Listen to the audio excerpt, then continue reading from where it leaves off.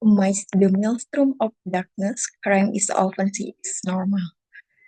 Assalamualaikum warahmatullahi wabarakatuh. Hello everyone, I'm Erna Listiawati from Faculty of Law Universitas Islam Nusantara. First of all, in this session of the International Conference on Social Environment Diversity, COSEN 2024, allow me thank you for opportunity that has given me to us to present the paper with the title Harmonizing Digital and Legal Framework to Improve Online Lending Practices Against Prejudicial Acts in Indonesia. Before I start the discussion, let's pay attention to this and this. Okay, what thing about this feature? Yes, Indonesia has a top test not in terms of regulation, but complexity with the system and society. Based on data from the Indonesia Coordinating Ministry of for Economic Affairs, Indonesia holds big potential in the growth of the digital economy, which is projected to grow to 130 billion US dollar in 2025. The situation is supported by data from the Indonesia Service Provider Association, with report that the high number of internet users in Indonesia will reach 79% in 2023 or penetrate to 115 million more people from a total population of 217.5 million more people. This fact can hinder of accelerate the growth of digital economy in Indonesia, right?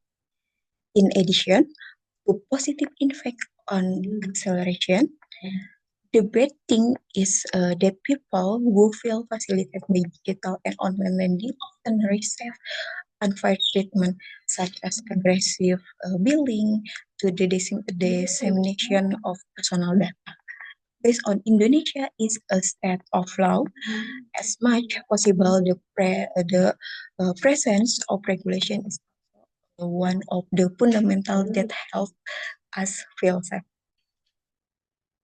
Thus, based on legal optic, this discussion will focus analysis to find critical gap in the relevance of Law Act 1999 or consumer protection law and consumer need in the digital economy era and this paper will systematize the development of online agreement model and digital literacy strategies to create a safer, more transparent, and fair online lending ecosystem for consumers. This research, yes, as normative empirical legal research methods with statutory, comparative, conceptual approach by using secondary data in the form of primary data material in statutory and secondary data material in the form of books, journal, related article, interview, and observation will then be analysis qualitative with analytical descriptive in variance, namely in the form of document. Starting this discussion, before getting to element of the chapter, I have a story to tell. Happened in Indonesia in 2020. A housewife in Wonogiri Central with the initial WN was found suicidal after experiencing self pressure from the debit collectors of online loan service. It is alleged to this online loan application with the initial PN offered low interest rates and long tenor and fee deduction.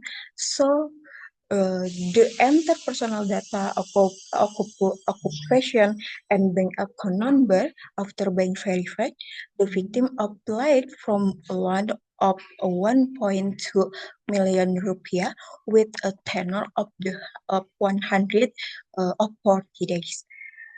Then 5 days later, many threats began to come until he was found dead by suicide. With this, it clearly shows the current regulation uh, now still has loopholes from harmful and action. Although it needs to be recognized, Law 8 1999 is basically a foundation to protect the rights of consumer in territorial of Indonesia from unfair practices. However, in its development until 2024, this regulation has related to the rapid technological development and new complexities that have emerged in the digital financial sector. Some of profiles that have been included and deemed to have accommodate and provide basic protection to customer include Article 4, Article 7, Article 26, Article 8 Customer Protection Clause, which contains the following. But uh, it's but is this real the case?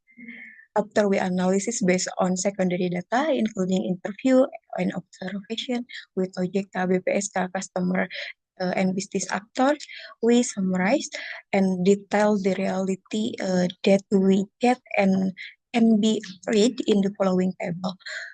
The point is that everything seems upside down or as expected, and some even have personal data protection, but by the personal data protection law, which should have been harmonized. So, that from Desgap, OJK data, so that's from January to July 2024, OJK received 17,030 consumer complaints related to financial service sector.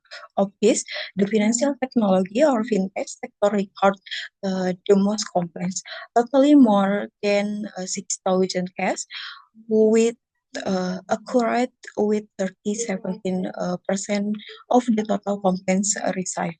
Other complaints include the banking sector and financial complaints. Thus, a comprehensive approach is needed from upstream to downstream, from regulation to implementation, and one of the fundamental is the ideal online loan agreement model and accessibility strategy from consumer understanding so that legal protection is maintained in the digital economy era. The principle of the online agreement model contained in the consumer protection law must be harmonized with the concept of the personal data protection law in order to better protect consumer from harmful action, many of which come from standard clause. This agreement led integrate the less technological mechanism such blockchain-based smart contract to ensure that all agreed clauses are executed automatically and transparently without manipulation that can harm one of the parties. Early party, the flow can be seen in the picture. In addition, attention to direction of digital literacy strategy to educate the public or consumer must also in harmonize. It should be recognized that the government efforts have been present in the regards, but we need evaluate and provide faster integration solution. In example of a program that can adapted in initiative from the European Union that combines digital literacy campaigns with basically financial counseling from consumer of digital service. So with the massive social users in Indonesia, this need more attention. Okay, if this underestimation of digital development and model agreement is allowed to continue, it can potentially cause harm on a larger scale. Shaming, privacy, psychological side, and physiological side, such a society become serious threat. the Consumer Protection Law and Personal Data Protection Law cannot provide full protection for consumers, even those who have become victim due to absence of special rules containing digital economy principle. So digital literacy to privacy protection, harmonization of awareness for change and improvement is needed. Let's work together, quickly help the law and economy in Indonesia. That's all. Please apologize for any shortcoming and mistakes. Thank you. Wassalamualaikum warahmatullahi wabarakatuh.